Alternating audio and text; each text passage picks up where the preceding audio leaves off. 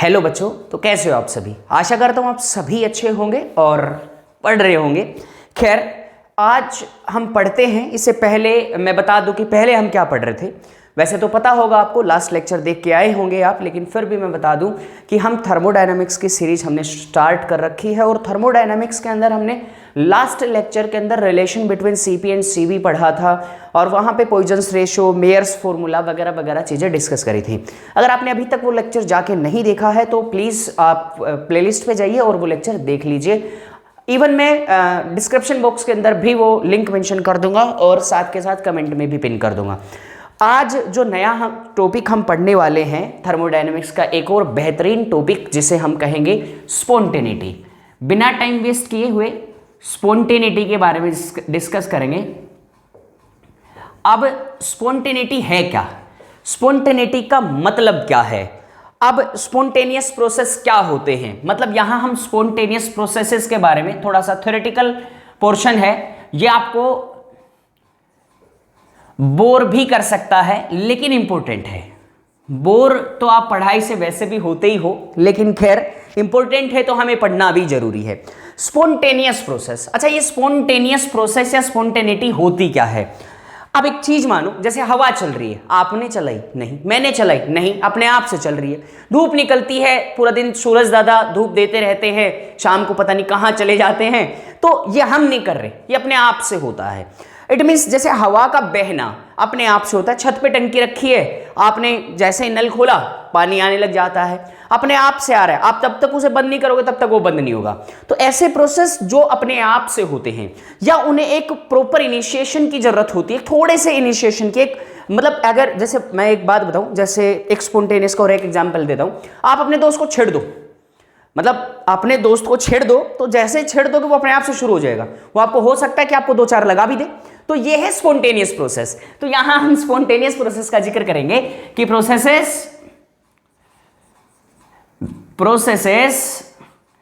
which starts by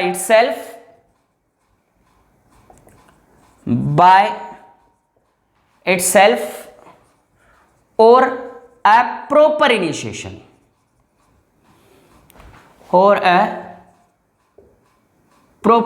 initiation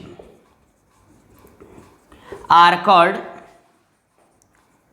spontaneous process. Spontaneous process कौन से होंगे, वो जो अपने आप से शुरू होते हैं या एक पर्टिकुलर डायरेक्शन के अंदर थोड़े से इनिशिएशन की जरूरत होती है, उनको स्पॉन्टेनियस प्रोसेस कहते हो। एग्जांपल के लिए अगर मैं कहूं कि स्पॉन्टेनियस प्रोसेस में जितने भी नेचुरल प्रोसेसेस हैं, या जितने भी इररिवर्सिबल प्रोसेसेस हैं, वो सारे कौन से प्रोसेस होते हैं, स्पॉन्टेनियस प्रोसेस होते हैं। जैसे एक एग्जांपल देता हूं, मैं एक एग्जांपल देता हूं, जैसे भाई फ्लो ऑफ वाटर फ्रॉम, लिख सकते हो higher concentration to lower concentration, higher concentration to lower concentration. किसका, पानी का बहना हायर कॉन्सेंट्रेशन से लोअर कॉन्सेंट्रेशन की तरफ, और ब्लोइंग ऑफ वाइंड, आप यहां पे लिख सकते हो वाइंड, हवा का बहना भी क्या कहलाता है, एक कैसा प्रोसेस है, स्पॉन्टेनियस प्रोसेस है। और भी लिख सकते हो क्या, कि flow of heat from high temperature to low temperature. Heat का हायर टेम्परेचर से लोअर टेम्परेचर की तरफ जाना क्या कहलाता है भाई, स्पॉन्टेनियस प्रोसेस कहलाता है। ये तो ऐसे हैं जो अपने आप से होते हैं, ये वो प्रोसेस है विच इनिशिएट इट्स बाय इटसेल्फ, जो अपने आप से शुरू हो जाते हैं। दूसरा, जिनको processes which need a proper initiation, ऐसे स्पॉन्टेनियस प्रोसेस जिनको शुरू करने की जरूरत होती है। जैसे आपके दोस्त को छेड़ना, या आपके टीचर को चिढ़ा देना, मतलब फॉर एग्जाम्पल। लेकिन यहां मैं कहता हूं बर्निंग ऑफ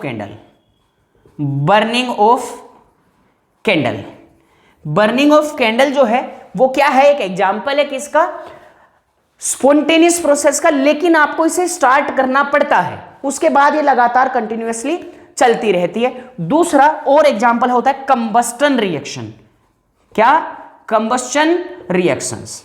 कंबस्शन रिएक्शंस के अंदर भी ऐसा ही होता है कि इनको एक बार शुरू करना पड़ता है, फिर आप इनको रोकने पर ही रुकते हैं, मतलब ये स्पॉन्टेनियस होते हैं। तो इसको कॉपी करेंगे एक बार, फिर हम थोड़ा सा आगे नॉन स्पॉन्टेनियस प्रोसेस की बात करें, फिर आगे हम बात करते हैं। हाँ, तो आपने पढ़ लिया होगा, इसे नोट कर लिया होगा, पोज करके नोट कर सकते हो या मेरे साथ के साथ नोट कर सकते हो।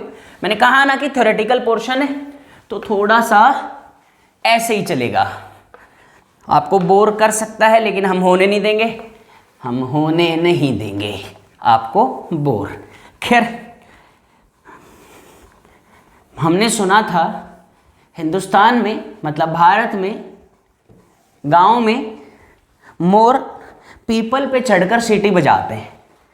हिंदुस्तान में मोर पीपल पर चढ़कर सीटी बजाते हैं। इसके बारे में हम लास्ट में डिस्कस करेंगे। जो का बड़ा मस्त सा याद आ रहा है, याद रहा तो जरूर बताएंगे। खैर, अब आती है नॉन स्पॉन्टेनियस प्रोसेस की बात। नॉन स्पॉन्टेनियस, अब नॉन स्पॉन्टेनियस कौन होंगे? नॉन स्पॉन्टेनियस वो होंगे जिनको शुरू करने की जरूरत पड़ती है। और दूसरी बात, एक कंटिन्यूअस प्रोसेस को करवाने के लिए एक फोर्स की जरूरत पड़ती है। मतलब कि आप एक फोर्स लगाते रहेंगे, वो चलता रहेगा, जैसे आपने रोक दिया वो रुक जाएगा। जैसे गाड़ी चला रहे हो, एक्सक्लेरेटर पे पैर रखोगे तो वो चलती रहेगी, जैसे हटाया रुक जाएगी। Non spontaneous. ऐसा थोड़े ना कि आपने एक बार पैर हटा दिया बस चलते रहो, हम मौज करते रहेंगे, ऐसा नहीं होता है। तो हम यहां लिखेंगे process which required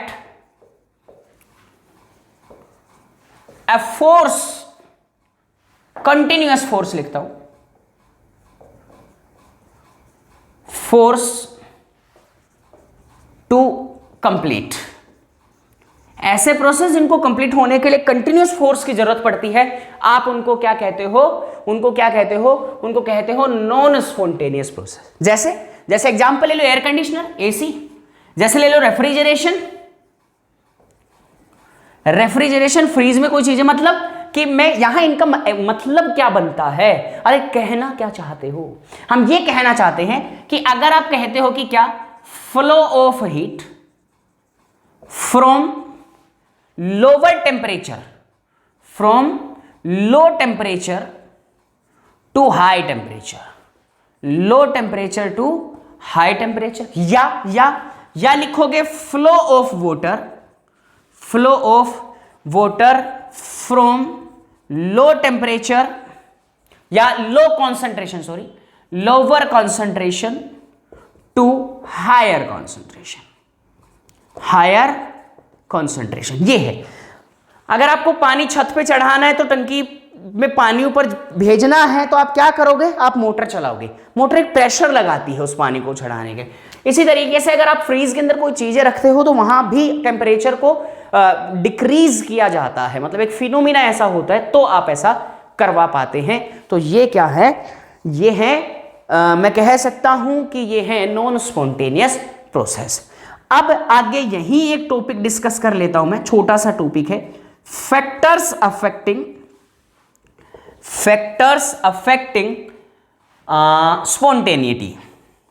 spontaneity of process. भाई कैसे कैसे फैक्टर हो सकते हैं कि जब एक प्रोसेस स्पॉन्टेनियस होगा? पहला हम ये कहेंगे कि भाई एनर्जी, पहला क्या कहूंगा मैं? एनर्जी। अगर प्रोसेस की एनर्जी या सिस्टम की एनर्जी डिक्रीज कर रही है तो स्टेबिलिटी बढ़ती है। अगर एनर्जी डिक्रीज करती है तो क्या होता है? स्टेबिलिटी बढ़ती है, और स्टेबिलिटी बढ़ने के कारण ही प्रोसेस कैसा हो जाता है? स्पॉन्टेनियस हो जाता है। प्रोसेस कैसा हो जाता है? स्पॉन्टेनियस हो जाता है। फॉर एग्जाम्पल आप लिख सकते हो एक्सोथर्मिक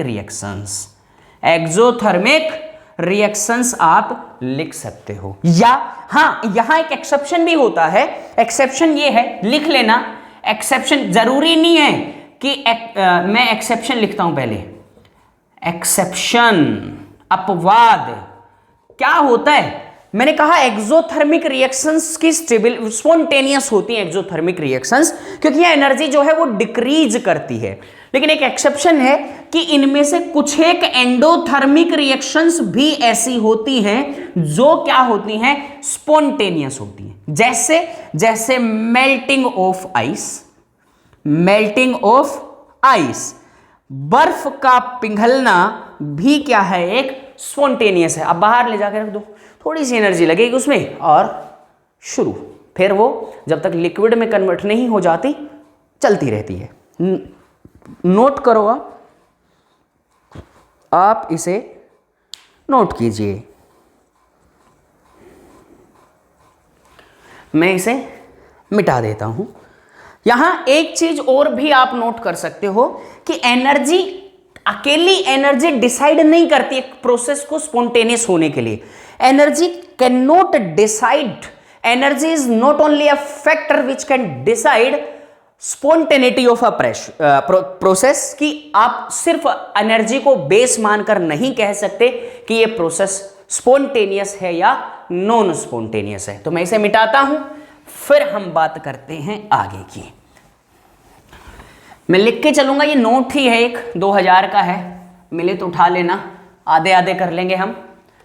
1000 मेरे को दे देना, नहीं 1500 मेरे को दे देना, क्योंकि मैं तो बता रहा हूँ ना 1500 रुपीज़ मेरे साथ शेयर कर रहे हैं ना, 500 आप रख लेना।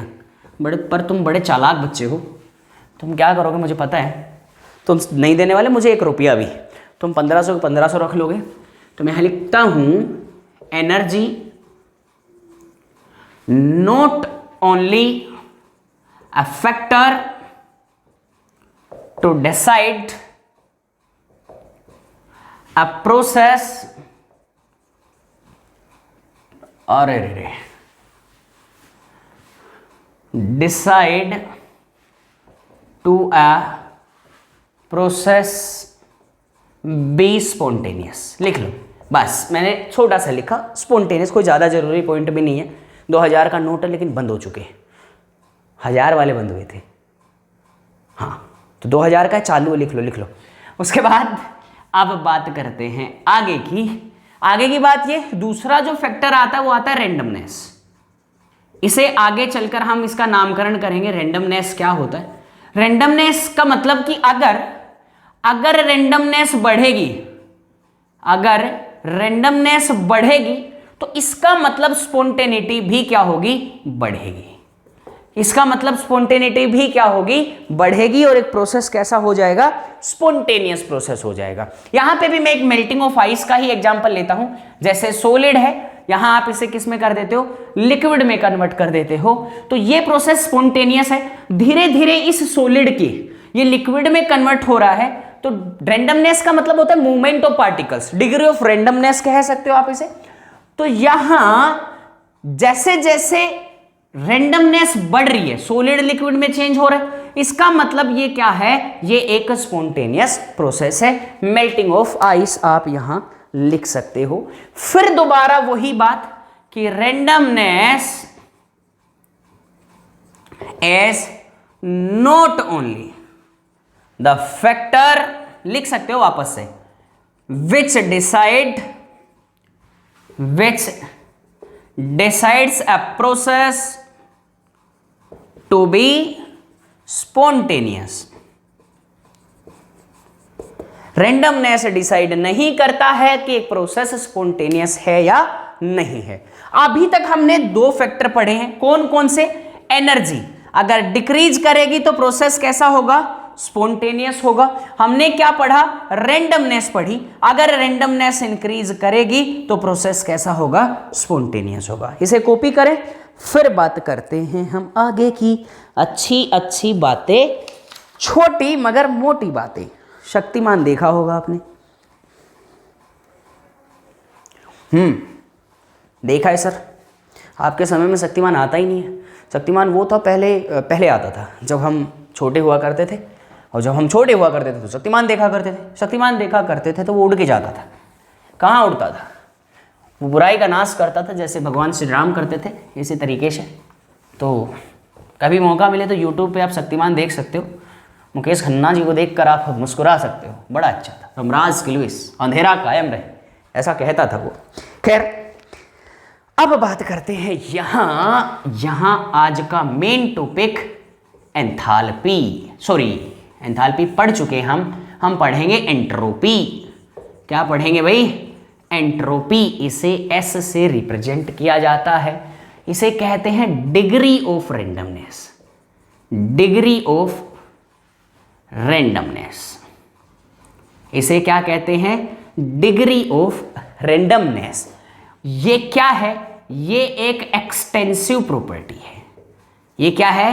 एक्सटेंसिव प्रॉपर्टी है। ये क्या है? ये एक स्टेट फंक्शन है। ये क्या है? स्टेट फंक्शन है। क्या है भाई? ये स्टेट फंक्शन है।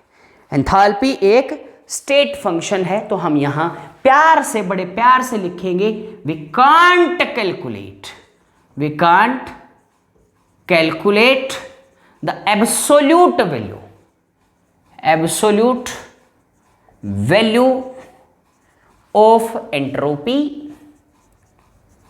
so we can calculate the change in entropy. भैया ये चीज समझने वाली है कि स्टेट फंक्शन है और एक्सटेंसिव प्रॉपर्टी है, और हम इसकी जो प्रॉपर्टी की जो एंट्रोपी है इसकी एब्सोल्यूट वैल्यू को कैलकुलेट नहीं कर सकते। तो हम क्या कर सकते हैं सर? हम कुछ नहीं कर सकते, हम सिर्फ और सिर्फ इसमें चेंज बता सकते हैं। तो यहां change in entropy delta S will be equals to होता है Q reversible divided by temperature, Q reversible divided by temperature, ऐसा इसमें होता है।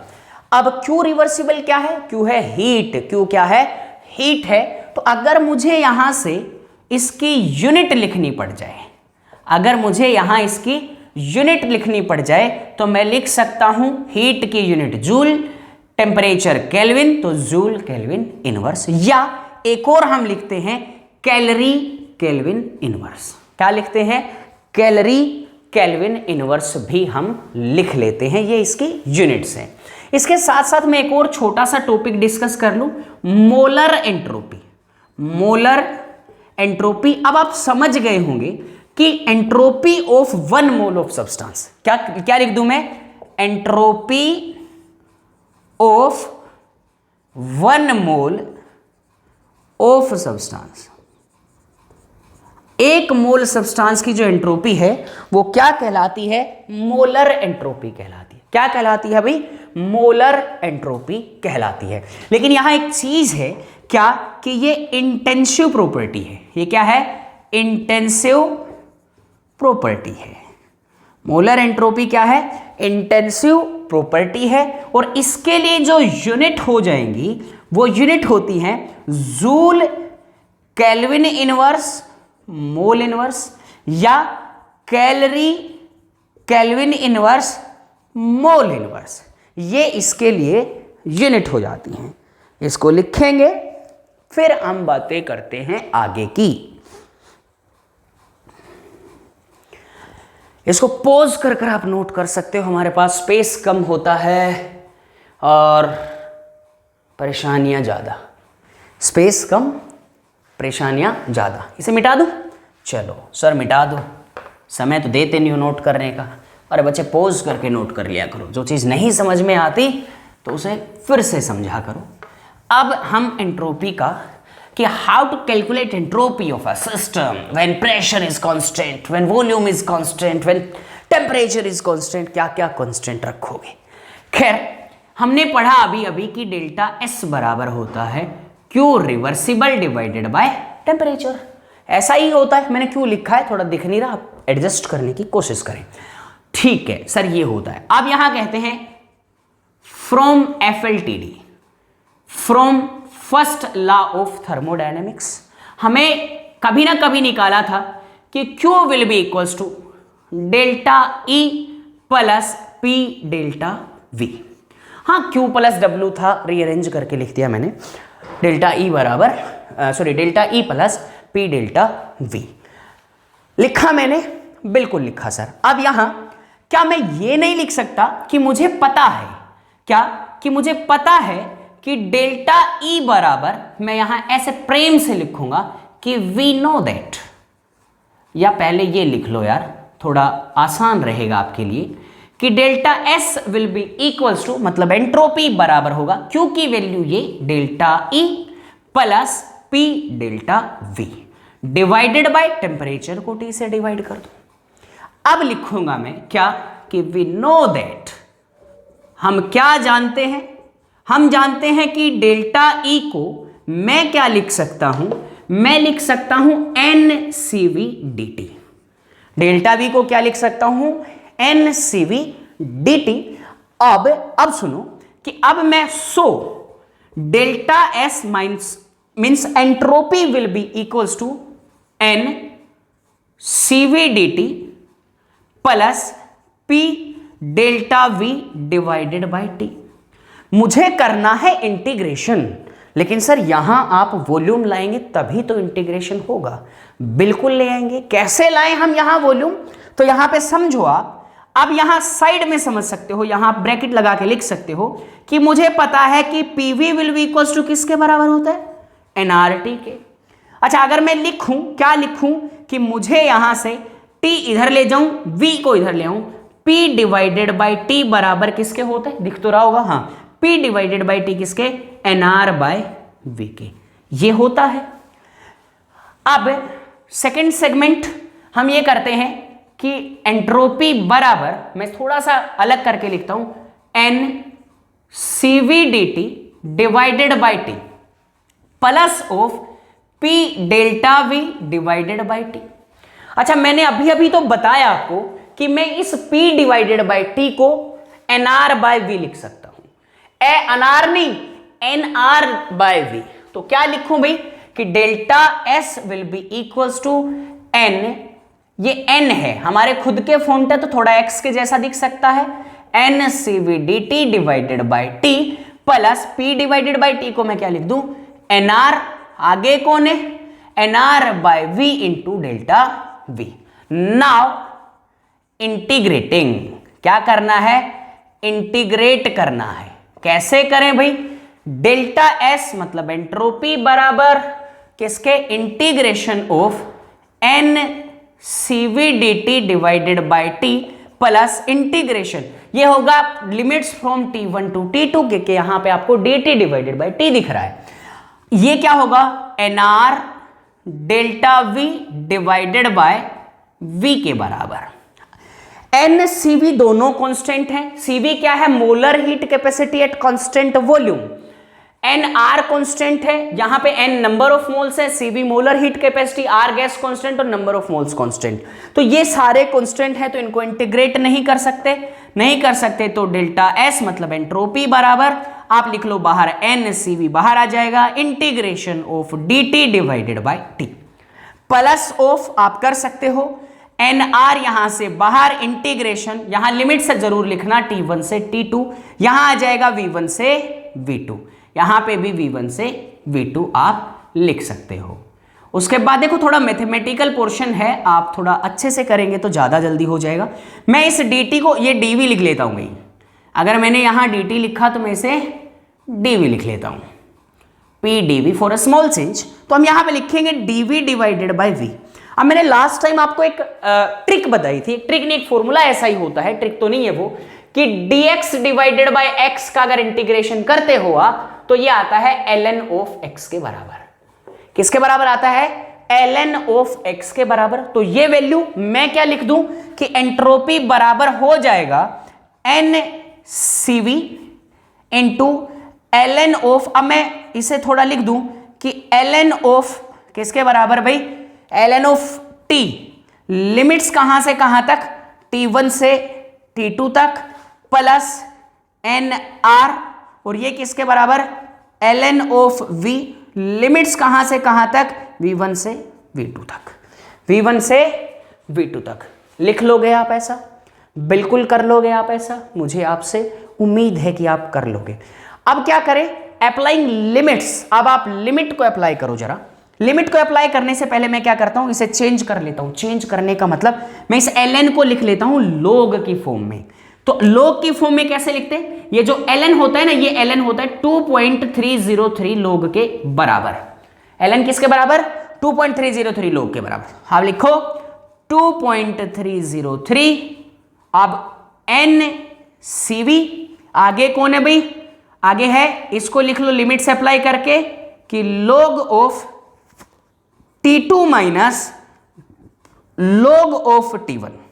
बच्चे ये कहां से आया, कहोगे सर कहां से आया, तो देखो मैंने अपर लिमिट में से लोअर लिमिट माइनस भी कर दी, ln को मैंने चेंज कर लिया 2.303 log में, तो मैंने ऐसा लिख दिया। सेम मैं आगे के लिए भी करूंगा, क्या, प्लस ऑफ 2.303 इंटू क्या है NR और log of V2 minus V1, ये करूंगा।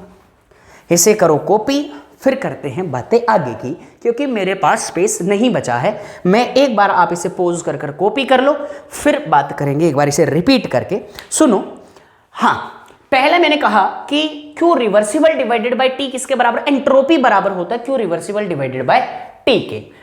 फिर मैंने कहा कि from first law of thermodynamics हमने कभी ना कभी पीछे लास्ट के लेक्चर के अंदर क्यू को निकाला था कि Q will be equals to होता है delta E plus P delta V के। ये जो वैल्यू है एंट्रोपी के फॉर्मूले में रखो, हमने लिखा delta E plus P delta V divided by T. अब कभी ना कभी मैंने पढ़ा कि delta E at constant pressure will be equals, at constant volume sorry, will be equals to NCV dt के बराबर होता है। मैंने ये value, same value delta E की जगह पे लिख दी, क्या, delta S will be equals to NCV dt plus P delta V divided by T. अब मुझे पता है कि आइडियल गैस इक्वेशन होती है PV इक्वल्स टू nRT, मुझे यहां से P डिवाइडेड बाय T निकाल लेना है, NR बाय V के बराबर आ जाएगा। ये वैल्यूज यहां पे पुट करी, NR बाय V और dV, ये इंटीग्रेट कर दूं मैं दोनों को, इसे इंटीग्रेशन करूंगा, लिमिट्स लूंगा T1 से T2, यहां से क्या NCV dt divided by T plus V1 से V2 और यहां NR dV divided by V। फिर सिमिलर आप यहां से dV, इन दोनों का जो वो होगा इंटीग्रेशन होगा, ये होगा ln ऑफ x, ये भी होगा ln ऑफ x, मतलब ln ऑफ t और ln ऑफ v। लिमिट से अप्लाई करने से पहले मैंने ln को चेंज कर लिया log के अंदर, तो मैंने लिख दिया 2.303 NCV, इसे लिखा log T2 minus log T1। ऐसा क्यों किया, ऐसा इसलिए किया क्योंकि मैंने लिमिट्स को अप्लाई कर दिया। अब यहां तक आप लोगों को समझ आ गया होगा। अब मैं क्या करता हूं, मैं यहां इसे मिटा देता हूं, आपने इसे नोट कर लिया होगा, तो मैं इसे मिटाता हूं, मुझे क्योंकि थोड़े स्पेस की जरूरत है, स्पेस की जरूरत है, स्पेस का मतलब ब्रह्मांड की भी जरूरत है, खैर, लेकिन हम वहां जा नहीं सकते, मतलब यहां से बाहर निकलकर। खैर, ये निकाला मैंने तुम्हें एक प्रॉपर्टी जरूर बताई है, क्या, कि सर हमने पढ़ा है कहीं ना कहीं log m minus log n के जो होता है वो होता है log m बाय n के। बिल्कुल होता है बच्चे, होता है तो लिख दो। लिखना क्या है, लिखना ये है कि आपने एंट्रोपी निकाली है, delta S will be equals to, आपको दिखाई नहीं दे रहा, हम थोड़ा नीचे लाते हैं, delta S will be equals to, मैंने लिखा 2.303, आगे लिखा NCV, फिर क्या लिख दिया भाई, log of T2 divided by T1, log of T2 divided by T1। इसके साथ साथ सामने वाली यूनिट भी चेंज हो जाएगी, मतलब प्लस ऑफ फिर 2.303 और फिर NR log of V2 divided by V1 हो जाएगा ऐसा। तो ये आ गया आपके पास एंट्रोपी को कैलकुलेट करने का फॉर्मूला। एंट्रोपी को कैलकुलेट करने का फॉर्मूला कैसे, डेल्टा S बराबर 2.303 NCV log of T2 divided by T1 और log 2 plus of 2.303 NR log of V2 divided by V1। ये क्या आ गया, एंट्रोपी को कैलकुलेट करने के लिए फॉर्मूला। अब क्या, अब ये कि फॉर आइसोथर्मल प्रोसेस, अगर हम आइसोथर्मल प्रोसेस की बात करें तो आपको तो पता ही है कि डेल्टा टी बराबर किसके होता है, जीरो के। तो ये जो ऊपर वाली वैल्यू है किसके बराबर हो जाएगी, जीरो के बराबर। हाँ, ये value 2.303 NCV log T2 divided by T1 के, क्योंकि ये सेम वैल्यू होगी, ये वैल्यू सेम होगी, T2 और T1 दोनों सेम होंगे, तो log 1 आ जाएगा, और log 1 किसके बराबर, जीरो के बराबर। तो ये जीरो, तो एंट्रोपी निकालने का फॉर्मूला हो जाएगा यहां पे 2.303 NR log of V2 divided by V1। ये किसके लिए है? आइसोथर्मल प्रोसेस के लिए। किसके लिए है? आइसोथर्मल प्रोसेस के लिए है। Similarly for isochoric process, isochoric process आप क्या करोगे? आइसोकोरिक के लिए, आइसोकोरिक के लिए वॉल्यूम जो होता है वो कांस्टेंट होता है, तो डेल्टा V की वैल्यू किसके बराबर? 0 के बराबर। ये वैल्यू 0 होगी तो एंट्रोपी बराबर होगा 2.303 NCV log of T2 divided by T1। ऐसा आप लिख सकते हैं। इसको कॉपी कर लीजिएगा। एंट्रोपी का बहुत ही इंपॉर्टेंट टॉपिक था ये, आप यहां से पढ़ सकते हो। ठीक है। दूसरा एक चीज और, for adiabatic process, for adiabatic process. अब आपको पता है कि एडियाबैटिक प्रोसेस के लिए Q reversible will be equal to 0 के बराबर होता है। और हमने क्या पढ़ा? अब ये सारी वैल्यू 0 हो जाएगी। कौन सी? आपने पढ़ा है ना कि Q reversible divided by T किसके होता है? एंट्रोपी के बराबर। ये 0 तो एंट्रोपी भी क्या होती है? डेल्टा एस की वैल्यू भी किसके बराबर? 0 के बराबर। एडियाबैटिक प्रोसेस के लिए एंट्रोपी किसके बराबर आती है? 0 के बराबर आती है। इसे नोट करें, इसे नोट करें, इसे नोट करें और फिर आगे। हाँ एक चीज और, क्या सर साइक्लिक प्रोसेस का और बता दीजिए। साइक्लिक प्रोसेस, वहां पे भी डेल्टा एस किसके बराबर आएगा? 0 के बराबर आएगा, क्योंकि स्टेट फंक्शंस की वैल्यू वैसे ही 0 होती है साइक्लिक प्रोसेस के लिए। और एंट्रोपी क्या है? स्टेट फंक्शन है, तो इसकी वैल्यू किसके बराबर आएगी? 0 के बराबर आएगी। आप इसे नोट कर सकते हो। इतना आपने पहले नोट कर लिया था, हमने टाइम दिया था। और ये था आज का हमारा लेक्चर जो इंपॉर्टेंट था, जहां पे आपने एंट्रोपी को कैलकुलेट किया। थर्मोडायनेमिक्स में इसके ऊपर बहुत सारे क्वेश्चंस बनते हैं। अच्छे अच्छे क्वेश्चंस कीजिए। मैंने आपको प्रॉमिस किया हुआ है कि मैं एक लेक्चर जरूर बनाऊंगा क्वेश्चंस के ऊपर। डिफरेंट टाइप के क्वेश्चंस होंगे, वो जल्द ही बनाऊंगा मैं। एक बार ये सारे प्रोसेस कंप्लीट हो जाते हैं, फिर सबके ऊपर से 2-2, 3-3 क्वेश्चंस हम ले लेंगे। तो thank you so much guys. आशा करते हैं आपको समझ आया होगा। अगर कोई भी पॉइंट वीडियो का मिस किया है आपने, तो वहां पर जाके फिर से देख लें और इसे प्रॉपर तरीके से पढ़ लें। बहुत इंपॉर्टेंट है थर्मोडायनामिक्स, इसीलिए इसके रेगुलर लेक्चर्स आपको मिल रहे हैं और अच्छे तरीके से मिल रहे हैं। तो अब आपको कोई शिकायत नहीं रहनी चाहिए कि सर आप रेगुलर वीडियोस नहीं बनाते हो, ये नहीं आता, वो नहीं आता, सब चीज़ें। तो फिर मिलते हैं एक नए टॉपिक के साथ में थर्मोडायनामिक्स का आगे ही। और फिर बहुत जल्दी मैं अब अनाउंस करने वाला हूं। मैंने पहले कहा था कि मैं एक चीज़ का अनाउंसमेंट करूंगा। हम नीट 2023 के लिए केवल और केवल ऑर्गेनिक केमिस्ट्री शुरू करने वाले हैं।